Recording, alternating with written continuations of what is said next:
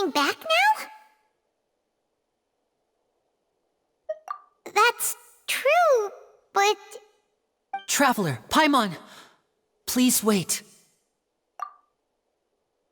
Lyney... I know you may not want to speak to me right now. Maybe you don't even want to look at me. But still, let me thank you again for defending me to the end, even after you learned that I'm a member of the Fatui.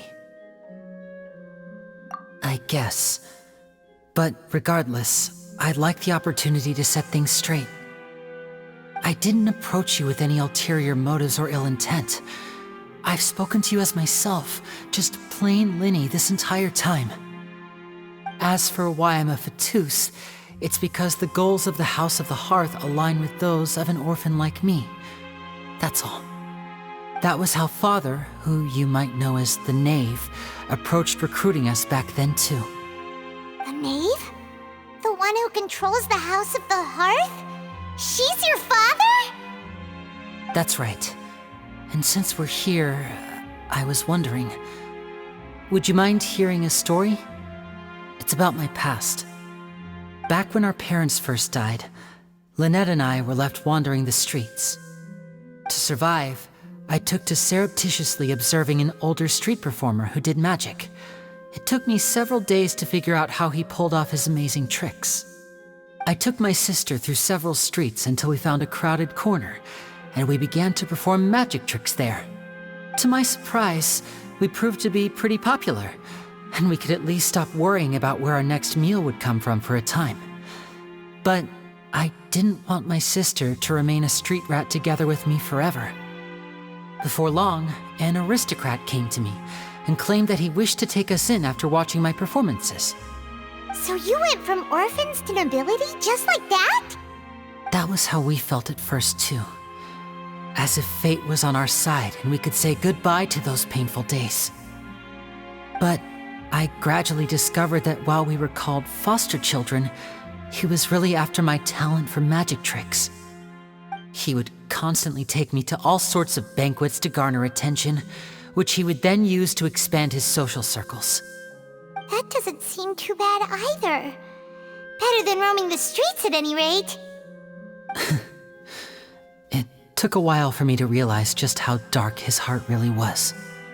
After one particular performance at a banquet, I discovered that Lynette was not on the same return vehicle as me. I waited a long time after we returned home, but she did not come back. I went to that noble's bedroom and asked him about her whereabouts.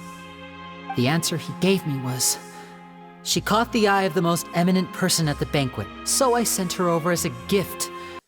I mean, you'll be able to perform your magic regardless of who your assistant is, yes? Oh no. So he was gonna... But wouldn't Fontaine's laws deal with such people? As far as outsiders are concerned, this is a relationship akin to adoption or foster care, and they have their ways of escaping the eye of the law. I managed to ferret out the location of the mansion of that so-called eminent person and hurried through the night.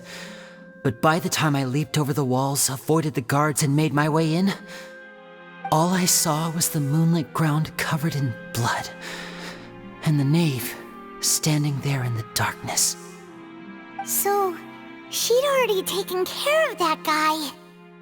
That's right. She had rescued my sister before she could come to any harm, and had even discovered several girls hidden in a basement, all of them orphans. Father, the Knave, might have seen something in me, and so she made me an offer. The House of the Hearth welcomes you, for your interests align with ours. Here, none will ever betray you. Indeed, betrayal shall never be permitted here. I was hesitant to trust her. I had just been betrayed by nobles. But she was also quick to destroy the noble who had taken us in at first, giving us back our freedom. Oh, so that's how the two of you joined the House of the Hearth. She has her own plans. She has gained permission from the Tsaritsa to first use the Gnosis' power once she obtains it. She plans to use it to find a way to break the prophecy and save Fontaine. So, She believes in that prophecy too? That's right. The whole House of the Hearth is currently working to combat that crisis. Today's case has also proven that people from Fontaine can indeed dissolve into some sort of water, thus further supporting the prophecy. All of us house members here, Lady Arlecchino herself included, are from Fontaine. We won't give up on defending our homeland. To us orphans, the only connection we have left to this world, apart from our family, is our homeland. So, from small deeds like distributing magic pockets to huge schemes like stealing a Gnosis, everything is aimed at dealing with that prophecy. It's all right. I understand. The only thing I can do is relate all this to you. I just hope you can understand that even as a member of the House, I have never stopped making my own decisions, and that I believe what I'm doing is right. If you should need anything at all in the future, feel free to find me. I will do my best to help you, as plain Lyney.